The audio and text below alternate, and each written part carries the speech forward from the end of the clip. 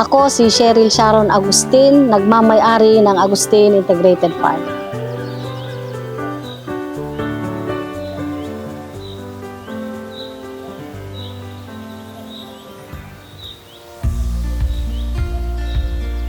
Nagsimula ang Agustin Farm noong 2016. Ngayon, sa paglipas ng panahon, lumaki ang mga tinanim namin na kalamansi, saging, tsaka mga punong mangga. Naisip ko na mag-alaga ulit ng kambing. Kasi sabi ko, madamo dito, imbes na hire ako ng tao na magbunot ng mga damo, mas pinili ko na mag-alaga na ng kambing para sila na yung kakain sa damuhan. Di nagtagal, napansin ko yung mga kambing, sinisira na nila yung mga kalamansi, puno ng saging, puno ng mangga. Pero dati, siyempre may pinagawa na din akong bahay ng kambing namin dito. Para sa ngayon, pag umulan, may sisilungan sila. So, lumipas ng panahon, yung mga kambing namin, kahit bakuran na namin, kahit talian na namin, ganun pa rin, sinisira nila. So, pinaalaga ko yung mga kambing namin sa mga kapitbahay ko. So, nabakante na yung bahay ng kambing. Wala na. Sabi ko, maganda naman itong bahay ng kambing, maayos. Bakit kaya hindi ko gawing bahay ng mag-alaga ako ng baboy? Siguro baka mas mabilis pa ang income dyan. Ikako, yun ang nasa isip ko. Kaya, yun ang ginawa ko. 2016, sinimulan ko ang pag-aalaga ng baboy. Bumili ako ng 4 na biik. Doon ako nagsimula. Nakatubo ako ng almost 13,000. Kaya sabi ko, maganda siguro na mag-alaga ulit ako. Yung nabentahan ko na 13,000, ibinili ko lahat ulit ng biik hanggang sa napadami ko siya. Ngayon, sa paglipas ng panahon, sabi ko, siguro mas maganda kung ako'y mag-alaga ng inahin na lang para hindi na ako bili ng biik ako. Ayun na, ang problema ko naman sa pag-alaga ng inahin na baboy, pag maglandi yung inahin ko, kung saan ako bumibili ng similya. Bumibili ako kung kani-kanino, sabi ko, mali yata to kako, kaya ano kayang dapat na gawin ko, sabi ko. Eto na, dumating ang magandang pagkakataon. Dumating si ATI, nakilala ko si ATI. Siyempre si ATI, madami din siyang mga pa-training, kaya ako naman masipag din na mag-attend ng mga pa-training ni ATI. Kaya nag-attend ako ng mga seminars niya. Katulad ng kung paano mag-process ng karne ng baboy. Sabi ko, maganda to kako. Tamang-tama sa negosyo to. Pasok na kako. Pero talagang yun ang dream ko talaga, passion ko talaga, yung mag-alaga ng baboy. At saka syempre yung gusto ko talaga na magtayo din ng meat shop ko. Kaya sabi ko, pwede to. Ako, nag-isip ulit ako. Siguro sa kasipagan ko na mag-attend ng mga seminar ni ATI, nakita din niya yung talagang ako may potential din siguro, ganun na. Kaya dumating ang pagkakataon, may inaalok ang gobyerno, ATI ng AI sa barangay. Sabi ko, eto na. Lord, eto na sigurong kasagutan. Sabi ko sa ganun. Kaya nag-try ako na nag-letter of intent ako kay Director. Evangelista, retire na po siya ngayon. Kaya eto yung project dumating. So, ako naman dumaan sa mas masusing training. Nag-training kami kung paano ang tamang pag AI sa baboy, mga inahin, ganon, pag-process ng similya. Doon namin natutunan, nag-ensayo kami.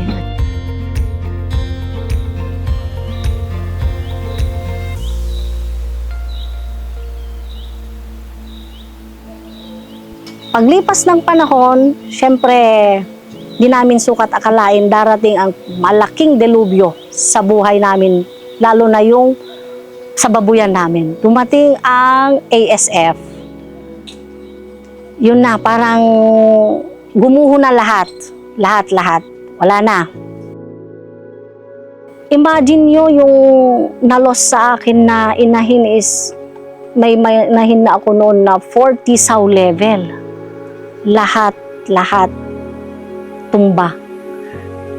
Pero sa kagandahan ng mga na-process namin na ay mga natabi kami na inahin namin kasi dalawa ang farm namin eh.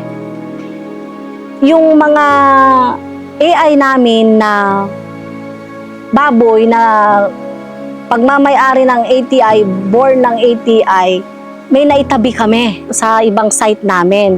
So, doon kami bumangon. So, awa ng Diyos, nakabangon ulit kami. Ngayon, tumutulong ulit kami. Nakakapagbigay ng libreng serbisyo, libreng similya, nakakapag-produce ng mga magandang baboy, biik. Kaya, maraming salamat sa ATI dahil sa project na yan, kami ay nakakatulong. Lalong-lalo na nga pala sa mga estudyante, sa mga nag-aaral. Talagang sila ay maraming natututunan sa loob ng farm namin, sa Agustin Integrated Farm. Nakabili ako ng mga alaga kong baka, nakatabi-tabi ako konti. May mga paalaga na akong baka ngayon. Actually, may 10 inahin ako na baka ngayon eh. Yun ang ibang source ng income ko dahil sa similya, sa AI. Nakapag-ipon-ipon ako, nakapagtabi-tabi ako konti. At higit sa lahat, napagtapos ko ng kolehiyo, yung anak ko, si Mark Aaron Monte. Ngayon na, si Maria Angela, yung isang anak ko, awa ng Diyos, patapos na din siya ng college dahil 4th year na din siya.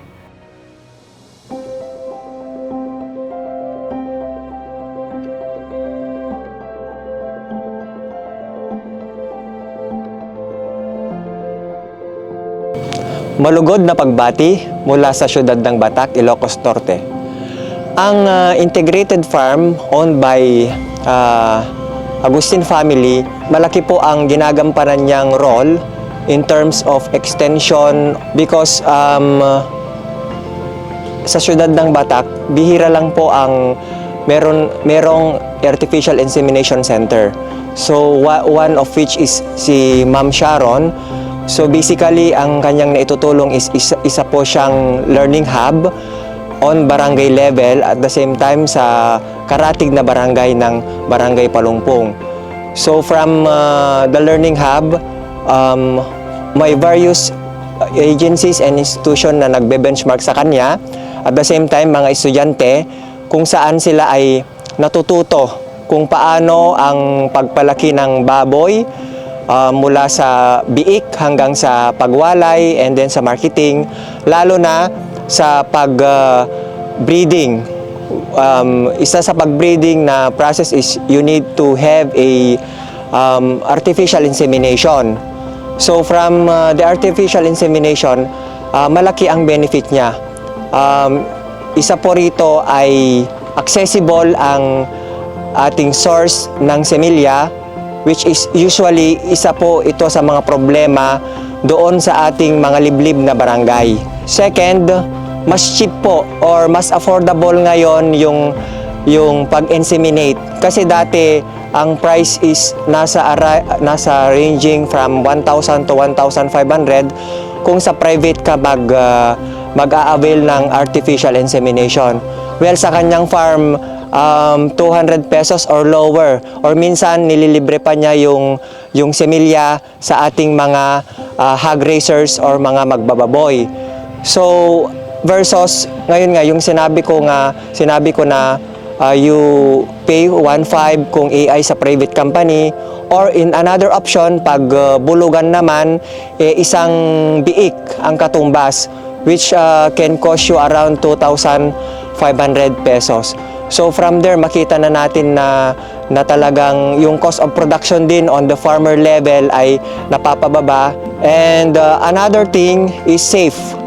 Kasi safe, wala kang contact doon sa inahin at sa magbubulog na boar or bula, na possible makatransmit ng mga sakit na sexually transmitted disease sa mga baboy.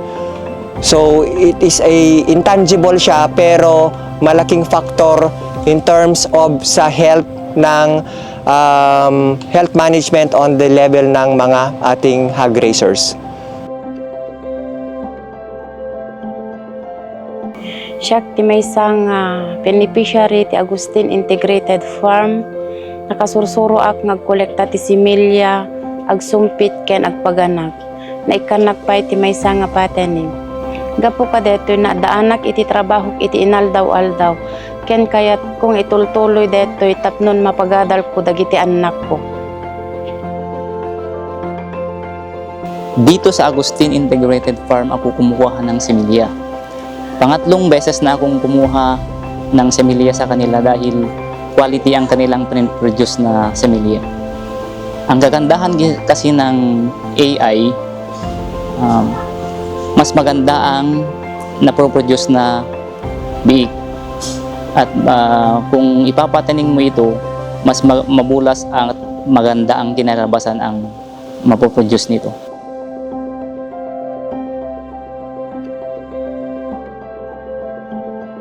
Ngayon ang naging takbo ng buhay ng Agustin Integrated Farm. Mahirap pero masaya kasi may challenges, kaya dahil sa mga challenges na yan, lalong tumitibay ang kalooban ko para tuloy-tuloy na lumaban at magsilbi sa komunidad, lalong-lalo na sa mga katulad ko na nag-aalaga ng baboy. Kaya maraming salamat at na kilala ko ang ATI. Ito ang kwento ng Agustin Integrated Farm na matatagpuan sa 32 Palungpong, City of Batac, Ilocos Norte. Kwento ng maraming pagsubok, ngunit puno ng pag-asa.